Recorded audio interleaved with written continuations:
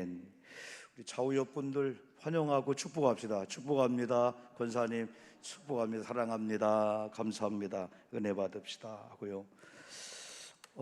여러분 잠깐 우리가 동영상을 하나 볼 건데요. 오늘은 예수님의 그 죽음과 부활의 그 신비합니다. 이 죽음을 안 믿는 사람들은 타부, 죽음은 막 멀리 싫어하고 죽음 얘기만 해도 그런데 우리 기독교인들의 죽음은 신비함이 있습니다, 여러분들이요. 그래서 우리는 기독교의 오늘이 부활절이면 참 환희, 축복, 이거 벅찬 가슴이잖아요. 그런데 죽음이 없이는 부활이 없는 거죠. 그래서 우리는 지난 사순절 기간 동안에 나름대로 크리스찬들이 그런 과정을, 그래 결국은 예수님이 이제 금요일 날 돌아가시는 과정까지 다 경험했고, 또 한 주간 십자가 행진이라든가 이런 일을 많이 경험했는데, 우리가 이제 그 고난 주간 주일에 150장 갈보리산 위에 이런 찬양이라든지 또 147장 거기 너 있었느냐 이런 찬양을 우리가 많이 불렀어요. 그래서 거기 너 있었는가 이런 찬양을 보면은 우리 예수님이 채찍에 맞고 예수님께서 수모를 당할 때 거기 너 있었느냐, 예수님이 무덤에 누일 때 거기 있었느냐, 또 예수님이 무덤에서 살아날 때 거기 있었느냐, 이게 참 중요하잖아요. 우리 인생을 살면 우리도 내가 필요할 때 왜 그분이 그 옆에 없었지?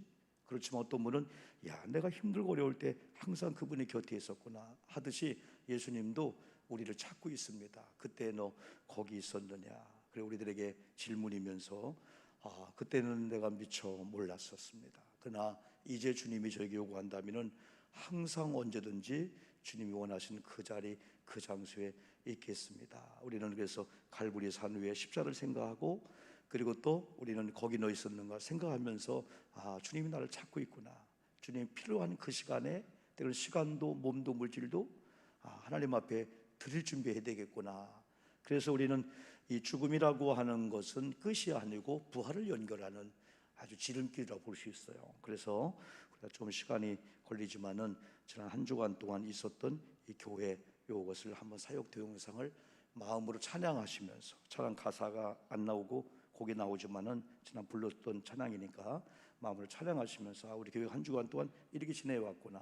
그래서 150장 1절 찬양을 아마 그게 나올 거예요. 그리고 147장 3절까지 나오고 나중에 이렇게 4절 나오면서 우리 교우들이 이런 과정을 통해서 부활 준비까지 오는 과정을 한번 방송실에서 동영상 보여주면은 여러분 같이 한번 보도록 하겠습니다. 옛날 같으면은 이제 부활절 칸타타 같은 거 하잖아요. 그러나 우리가 지금 그걸 못하니까 연구하면서 어떻게 하면 교우들한테 일주일 동안에 이런 사역들을 딱 한 십몇 분에 보여줄까. 사실 설교 몇 편 되는 이런 내용들이죠. 여러분 저는 처음에 부활을 많이 강조했어요. 그런데 여러분 죽음을 탑으로 볼 필요가 없는 것은 우리 기독교인들에게 있어서 이 죽음이 이제 새롭게 되는 거예요. 왜냐하면 죽음 자체는 비밀입니다. 비밀은 뭐냐면 누구도 알 수가 없어요. 죽음은요.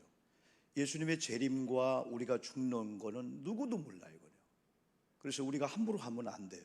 다 하나님의 정한 다 그 시간이기 때문에 아무리 어떤 상황에 간다 할지라도 하나님이 불러야 가는 거예요. 그래서 함부로 우리는 농담으로라도 빨리 가고 싶어라든지 절대 하나님의 그 권위에 도전하면 안 돼요.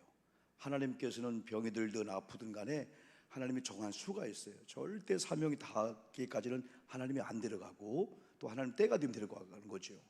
그런데 또 죽음은 보편 타단성이 있어요. 나만 죽는 게 아니에요. 죽음의 공통점은 사람은 한 번 태어나면 다 죽는다는 거예요. 그래서 히브리서 9장 27절은 사람이 한 번 태어나면 다 죽는데 죽음 이후에 심판이 있다는 거예요. 그래서 우리 기독교인들이 부활을 강조하고 죽음을 준비하게 여러분 되는 거죠. 그런데 여러분요, 우리가 전도할 때 한 번 태어나면은 두 번 죽는다. 또 두 번 태어나면 한 번 죽을 수도 있고 한 번도 안 죽을 수 있다. 이런 전도를 해요. 이건 뭐냐면은 육신의 부모님을 통해서 한 번 태어난 사람들이 예수 그리스도를 믿고 다시 거듭나고 중생하지 아니하면은 여러분 영혼도 다 죽는 거죠. 지옥 갈 수밖에 없는 거죠. 영혼이 죽는다고 하는 것은 지옥에 간다는 그 의미죠. 그러나 우리가 두 번 태어난다고 하는 것은 육신의 부모님을 통해서 우리가 한 번 태어나고 두 번째 예수 그리스도를 믿음으로 저와 여러분들처럼 이걸 거듭났다. born again, 중생했다, 다시 태어났다. 이게 얼마나 귀한지 몰라요.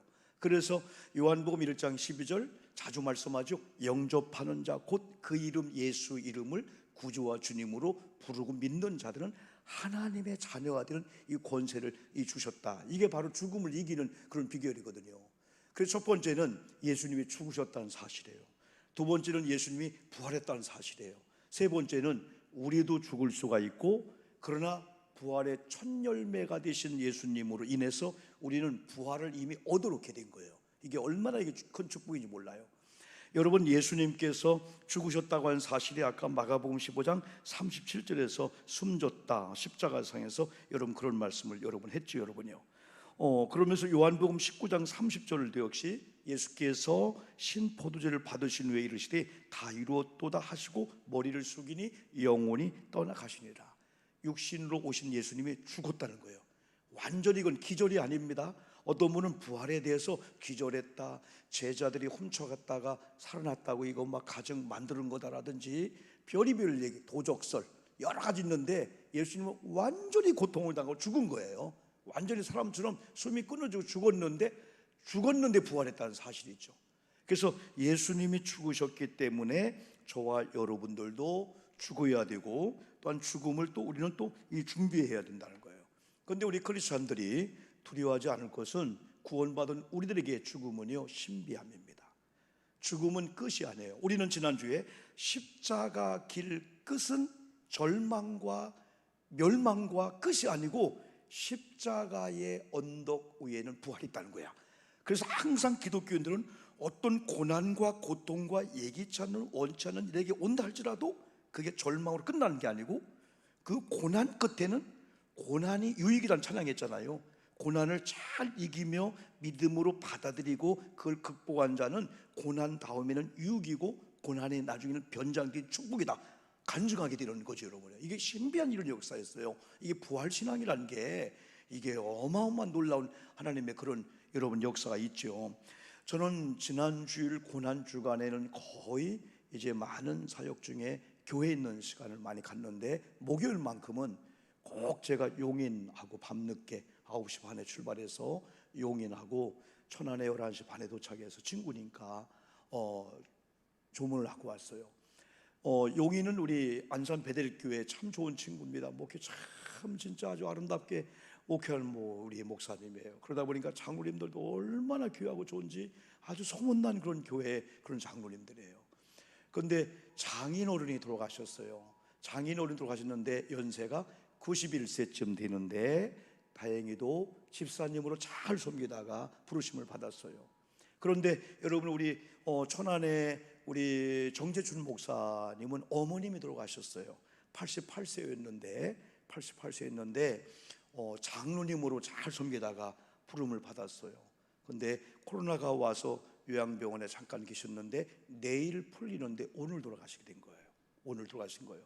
그래서 염이라든가 이런 것들은 식구들이 보는 가운데 못하고 나중에 이제 인계만 받는데, 그럼에도 불구하고 천국을 잘 준비했다가 장로님의 직분을 잘 감당하고, 그래서 온 식구들이 오히려 찬양하며 감사했었어요. 그런데 세 번째 죽음은 제가 직접 가보지 못했지만은 마음이 사실은 아팠었어요. 왜냐하면 제가 한 30년 전부터 정말 좋은 믿음의 은사 목사님이 있는데, 이분이 돌아가신 게 아니고 김덕신 목사님이라고 여수 있을 때부터 참, 이분은 수원 성서 제일침례기 목사님인데 일반 기독교 한국 침례인은 많은데 또 성서 침례기는 많지 않거든요. 그런데 하나님이 그분에게는 많은 목사님을 성경을 연구해서 책을 만들고 가르치는 그런 은사가 있는 거예요. 그분과 함께 귀납적인 그런 성경 공부를 많이 배웠어요. 매월 한 달씩 우리 교회 목사님 40명 초청해 놓고 우리가 막 식사해드리고, 고흥에서 막 여수에서 많은 분이 와가지고 거의 10년 동안 이렇게 하고 공부를 했던 분이에요. 근데 이분이 여기 하기동의 은혜의 교회 박정식 목사님이라고 오늘 만났는데, 이분은 교단이 틀린데도 매년마다 이분을 모셔서 3,000명씩 2,000명씩 모이는 부흥집회를 인도하게 하시는 거예요. 그리고 저 검단 쪽인가요? 그 김포 쪽에 큰 기도원을 만들었는데 그 기도원의 또 청년들이라든가, 이분은 오직 말씀이니까 말씀을 통해서 중고등 뭐 청년들 이런 수련의 말씀도 전하게 하고, 얼마나 그래. 한 번은 전화가 왔어요. 목사님 나 지금 송도라고 가봤는데 얼마나 강사님을 목사님이 진짜 말씀을 들고 우리 교우들 은혜 기초로 우리 목사님을 얼마나 잘 섬기는지. 그런 다음에 집회가 끝나면은 사모님하고 제주도 일주일 동안 여러분 다 렌트카 빌려서 비행기 해가지고 목사님하고 같이 가서 또 투어도 하게 할 정도로, 왜? 은혜를 끼쳤기 때문에 11년 동안 12년 동안 매월 정기 집회를 하고 있는 거예요. 근데 어제 그분이 금요일 심야가 끝났는데 박정신 목사님이 소천 받았다고 연락이 온 거예요. 은혜의 교회는 우리 교회에서 전에 탐방을 갔거든요. 거기 박샤룬이라고 딸이 있는데 미스코리아 출신이거든요. 언젠가 그랬어요. 아빠 그렇게 목회하면 아빠 죽어 했더니 이 박 목사님이 그렇게 안 하면 죽어. 이 정도로 부목사님 전사님이 한 분도 없어요. 한 8,000명 10,000명이 되는 교인인데 평신도 집사님 권사님들이 다 구역장을 하고 출퇴근할 정도로. 그런데도 신비한 것은 그들 남편들 그 가정들이 다 VIP예요. 다 우뚝 잘 쓰는 거야. 다 회사 직장에서 진짜 훈련된 아름다운 이런 믿음에, 옛날 오정현 목사님이나 그런 사랑의 교회 이런 제자 훈련 여러 가지를 통해서 진짜 제가 봐도 야, 배울 만한 분이에요. 아, 진짜 아름다운 교회예요. 그분 집회 가서 내가 말씀 듣기도 하고 우리 교인들 탐방 가기도 하고 하는데, 아, 어떻게 하나님이 이렇게 이분에게 복을 줄까? 그랬는데 한 37일 전에 새벽기도 끝나고, 대개 이제 우리 이제 목사님들이 새벽기도 하면 사모님 또 먼저 가기도 하잖아요. 그러면 늦게 오면은 아유 뭐 기도하고 있나 보다. 옛날에 우리 소강교회인가요? 우리 부목사님 뵙다가 개총 나겠는데 새벽기도 끝나고 목사님이 안 오길래 아, 우리 목사님 오늘은 좀 길게 하는구나 하고 점심때쯤 갔는데 강단에서 돌아가신 거예요. 박정식 목사님도 뇌출혈이 왔다는 거야. 새벽에도 끝나고. 여러분, 뇌출혈이 올 때는 3분 5분 내에 병원 가면 살릴 수가 있잖아요. 이게 10분 가면 뇌하고 손상되어서 문제가 오는데 37일 동안 병원에 여러분 입원하고 계시다가 4월 12일 날 부름을 받은 거예요. 그런 여러분 조짐을 알고 장로님들과 전체 교인들이 95%가 만장일치는 아니지만은 하나가 되어서 40세 되는 아들 목사님을 우임 목사로 해주고, 목사님을 병상했을 때 원로로 해주는 그런 작업을 다 끝내버린 거예요. 교회가 하나 흔들리지 않게 되는 거죠. 그런데 김덕신 목사님께서 교단이 틀리지만은 여러분 입관 예배 장로님들이 설교를 부탁해서 설교하면서 그분이 하는 얘기가 우리 다시 만납시다. 그리고 또 하나는 사진에 거기 많이 나왔는데 우리 김덕신 목사님이 우리 다시 만납시다 하면서 하나님은 선하시다 그러면서 자기가 표현할 수 없는 마음이 아픈 거야. 왜? 목사님 사랑을 많이 받았고, 그리고 다른 분들 앞에는 그런 걸 많이 못 느꼈는데 박정신 목사님 앞에만 가면은 넘겨줘봐요. 가면은 자기가 작아지는 그런 걸 느낀다는 거예요. 왜? 그 정도로 거룩하고 진짜 교인들을 위해서 온 몸을 바쳐서 성실하고 거룩하고 진실하고 오직 교회뿐이 모르는 분들, 제주들이 1년에 한 70번, 내가 볼 때는 80번씩 가시는 것 같아요. 왜? 교인들 조금이라도 훈련시켜서 제도 투어하면서 여행도 하면서 특별 훈련을 시켜서 하려고 그렇게 교인들을 애중자 키웠던 아주 귀한 분들이거든요. 아주 젊은이들도 많고요. 그런데 하나님은 살아계시고, 그래서 오히려 고난주간에 하나님께서 하늘나라에 우리 목사님이 필요하셨나 보다. 인간적으로 볼 때는 부활이 없다면은, 죽음이 끝이라면은 우리는 너무너무 아플 거예요. 옛날 여러분 한 그 분이 천국이 없다면은 우리 이 땅이라는 그 노래를 졌는데, 이 노래를 지을 수밖에 없는 그 동기가 학생들을 데리고 우리가 수련회 갔는데 열심히 은혜도 받고 막 기도하는데 한 학생이 물에 빠져 익사한 거예요. 이야, 그 부모들 막 교회가 막 난리가 났죠. 젊은 아이가. 그때 하나님 앞에 무릎 꿇고, 하나님 이게 웬일입니까? 나는 몰라도 이 젊은 아이들이 물에 익사하면 교회의 영광 가리고 어떻게 됩니까? 그런 순간에 손에 연필이 지듯 가사가 떠오르면서 쓴 그 노래가 이 땅입니다. 천국이 만약에 없다면, 우리 땅에 몸으로 태어나 살지만 천국이 없다면 우리가 가장 슬픈 자고 가장 억울하고 비통할 수밖에 없는 우리인데, 그러나 천국이기 때문에 그런 하나님의 은혜가 오다 보니까 이 승화가 되게 되는 거죠. 여러분, 기독교는 이 죽음 너머에, 고난 너머에 이 부활이 있다고 하는 것이 얼마나 큰 신비인지, 이 부활이라고 하는 것은 일반적으로는 이해할 수가 없는 거예요. 신비가 뭘까요? 사람이 할 수 있는 게 아니에요. 신비는 하나님만이 하시는 이 신비예요.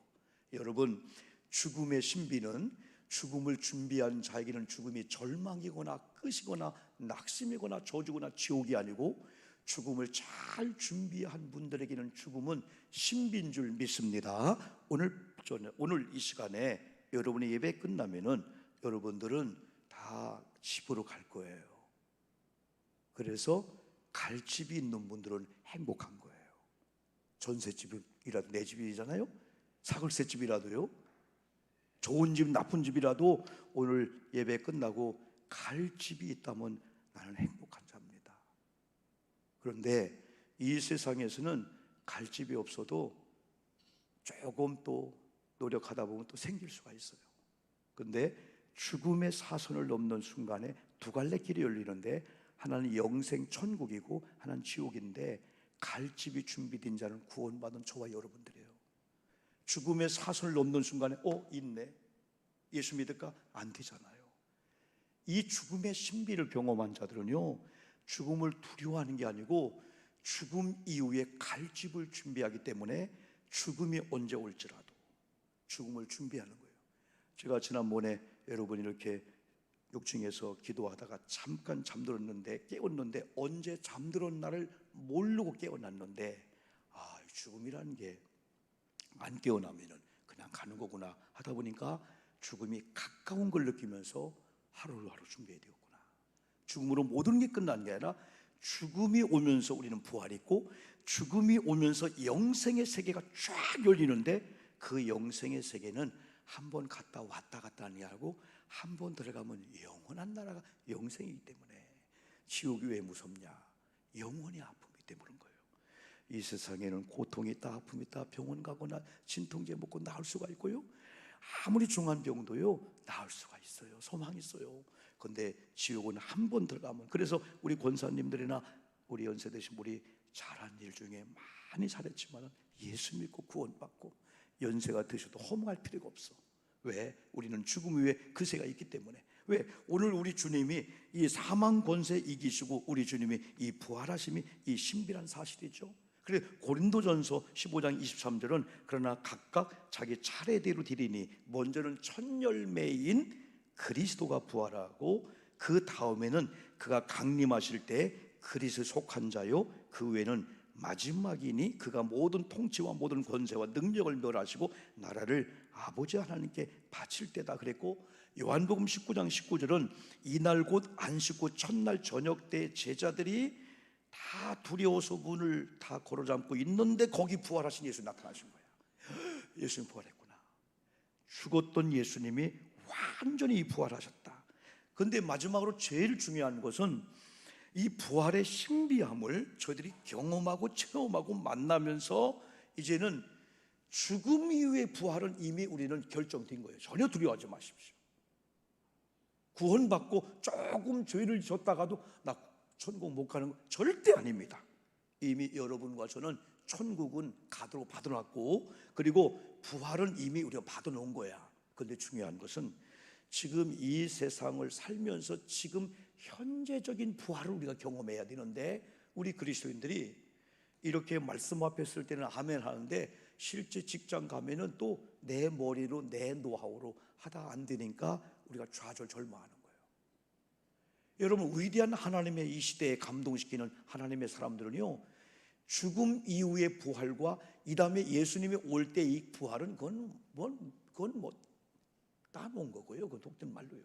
그런데 지금 고통이 올 때, 가정에 어려움이 올 때, 속성년이 올 때, 의사가 어떤 사형 선고 내릴 때, 직장 사업장이 안 될 때, 여보, 죽었다가 살아난 예수님의 부활이라면은 이 다음에 우리가 죽었다가 부활되는 건 그건 믿는 거지만은 진짜 이 가난의 문제, 질병의 문제, 이 절망의 문제, 지금 나름대로 우리가 좌절하고 우울증에 빠질 수밖에 없는 상황인데 예수님은 죽었다가 살아났다면 지금 현재 직장, 사업자 부활했을 수 있네. 이걸 경험하는 성도가 많다는 거예요. 저도 마찬가지예요. 목회하면서 개인적으로, 가정적으로 우리 아버님, 우리 가정들에게 위기 많이 왔는데 신비할 정도로 하나님이 현재적인 그런 부활을, 이런 물질 계통이나 건강 계통이나 아니면 깨진 관계 계통이나 마찬가지예요. 사람이 할 수 없는 어떤 상황 속에서 여러분 그런 일을 우리가 많이 경험했어요. 여러분, 우리는 예수님이 죽었다가 살아났다는 것은 생명이죠. 여러분 가장 중요하죠. 그래서 죽은 자에게는 무엇이 가장 필요할까요? 생명이고 살려내는 거죠. 다시 살았다면 무엇인들 못하겠습니까? 여러분, 죽은 자에게 가장 필요한 것이 돈일까요? 자동차일까요? 아파트일까요? 아닙니다. 물에 빠져 지금 죽어가려고 하는 사람에게 저분이 어제 냉장고 필요하다고 했는데 그걸 던져줄까요? 자동차? 아니잖아요. 일단 건져내놓고 살려서 휴 하고 숨 쉬면 그때 밥 주세요. 그런데 우리는 두 번째가 생명보다 더 중요하게 생각하는 거죠. 우리 자녀들을, 우리 주변에 부활의 예수를 만나지 못한 자들은 잘 사는 것 같지만은 그들 내적인 공간을 뚫고 들어가면은 그들도 아파하고 있어요. 그들은 영혼의 아비규환이라는 이 상황 속에서 못 들어요. 그러면서 그들은 영적으로 나를 구원해 주세요, 나도 부활의 예수를 만나야 돼요, 나도 십자가 죽은 예수 그리스도를 만나야 돼요, 그런 갈망인데 영적으로 모르니까 배고픈가? 엔조이? 쾌락? 더 좋은 집? 그런 걸로 채우다 보니까 영은 더 말라 죽게 되는 거죠. 근데 그때 우리가 예수 믿으세요, 부모님 믿은 친구들 아니야 하다가 어느 날 복음 들어가다 보니까 야, 이 갈증이었었구나, 이 목마름이었었구나. 그래서 이 전도는 어떻게 보면은 그냥 무조건 해야 된다는 거예요. 그들이 듣든 안 듣든. 그래서 우리가 부활의 산 증인이 되기 위해서는 우리 새벽에도 말씀했잖아요. 먼저 우리가 막 부활의 예수를 막 만난 뭐가 있어야 돼요. 야, 발견했다, 야, 찾았다, 내가 만났다. 우리가 오늘 새벽에도 그랬거든요. 나와 아무 상관이 없는 음식점에 가서 맛있게 먹으면 여기저기 막 전화해서 그 집에 가, 그 집에 가봐. 우리 머리도 마찬가지요. 거기 가봐. 이야, 우리 아내는 미용실 가서 김진희 집사님 누구요? 김진희 집사님? 김진희 집사님이죠. 그분을 만나가지고 머리값을 줬대. 그래가지고 너무 또 그런 간증을 또 하더라고요. 여러분요, 여러분 소문 나면은 가잖아요. 소문 나면 가잖아요. 그래서 부활의 산증이 되려면은 내가 만났다. 여러분, 일부 예배에 나온 여러분 감상 정도가 아니고 느낌 정도가 아니고 믿어주는 정도가 아니고 만나시기를 주님의 이름으로 축복합니다. 우리 정금욱 권사님 또 우리 박희자 권사님 다 만났잖아. 만났지요. 만나면은 어떤 게 오냐?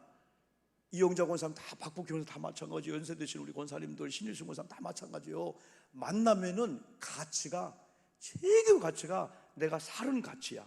그러다 보니까 물질 모든 이런 것들을 아버지께 드리고도 아깝지 않은 그런 마음이 오는 거예요. 만나보세요. 천국을 체험하고 예수 만나다 보면은 자녀에게 흘러가는 것, 세상에 흘러가는 걸 조금 아까워하면서 이제는 가치를 영생과 천국과 하늘께 두게 되는 거죠.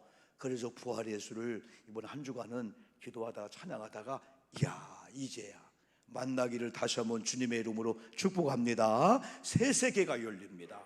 눈이 열리니까 새로운 게 보이잖아요. 영적인 눈이 열리고 영적인 부활의 예수를 만나니까 죽음이 신비이듯 부활이 신비이기 때문에 이야, 신비하다. 내가 하는 게 아니었구나, 우리가 하는 게 아니었구나.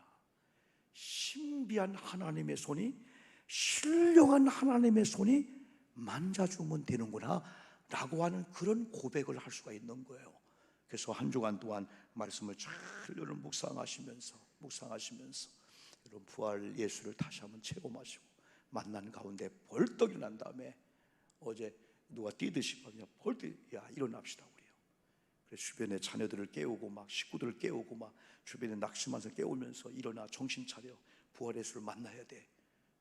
세상의 힘으로 능으로 되지 않는다고 했어요. 여호와의 신 성령을 드린다. 그래서 하나님께서는, 예수님께서는 우리에게 오늘 이 복음의 말씀은 세 가지죠. 첫째는 평안, 두 번째는 성령, 세 번째는 네가 누구의 죄를 용서해 주면 나도 용서해 주겠다는 거야. 부활의 예수를 만난 자의 삶은 평안의 신비한 축복. 두 번째가 뭐랄까요? 성령을 받으라. 세 번째가 네가 누구의 죄를 용서하든지 용서받고 간다는 거예요. 그러기 위해서는 저와 여러분들이 큰 용서를 받았다는 감격이 있어야만이 작은 자의 용서를 무조건 해주신다는 거죠. 네가 용서해 주면 나도 용서해 주겠다는 거죠. 그래서 이 세 가지 복음을 잘 믿으시면서 여러분, 움츠렸던 우리들, 어차피 우리는 돈, 건강 다 우리는 부족해요. 여러분들이요, 다 부족해요. 그렇지만은 예수의, 부활의 예수를 우리가 만난 자의 삶은 어깨를 쫙 펴면서, 그래, 내 힘으로 하는 게 아니다, 내 지식으로, 내 돈 가치로 하는 게 아니다, 하나님의 부활의 능력으로 내가 선포하다 보면은 하나님께서 좋은 사람을 만날 것이고, 좋은 환경, 그리고 신비하게도 아이들이 막 주변의 환경들이 기다렸다는 듯이 다 아구가 맞듯이 아주 일사불란한 가운데 아주 연결되는 이 축복이 여러분 임합니다. 이 축복을 누리시기를 주님의 이름으로 축원합니다. 1, 2분만 기도합니다.